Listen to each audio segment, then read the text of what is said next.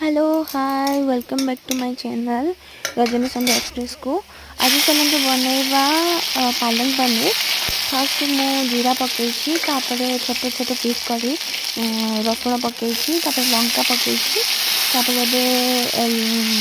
छोट छोट पीस करके लंका पकईदेलु कंचा लंका। आपन चाहिए राग जब कम खाते स्किप करेंगे आपको। अदा आ रसुण पेस्ट मु पकईली तापर छोट छोट पीस करी पियाज पकईली। पियाज को आउ से मसला को आप भाजी दे सारापर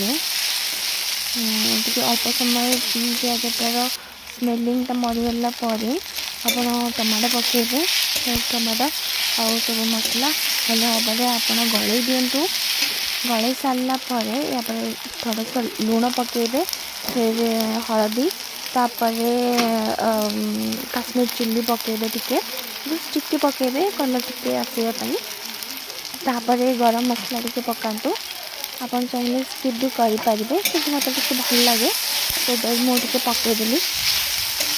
तापर या गलई दिंतु। गलई सारापर मुझे देखी पारे आप थोड़ा सा पानी देवे। तापर मटर पकईबे। मटर जब न खाते स्किप भी करेंगे बट मत मटर टी भल लगे से मटरटा पकई थी। तापर ग्राइंडिंग कर रखि जो पालक को आपण पकई पारे से। घाटी दे सारापर पनीर पकईबे और टिके उषुम पानी रखिथे से ढाली भल भाव गलईदेवे। गलई सारापर किसी समय से फुटब। तापर आप धनिया आदर थी जदि छोट छोट पीस करी पकातु। जदि न खाते स्किप भी करेंगे। देखिए हो गला आपणकर पालक पनीर। Thank you. जय जगन्नाथ।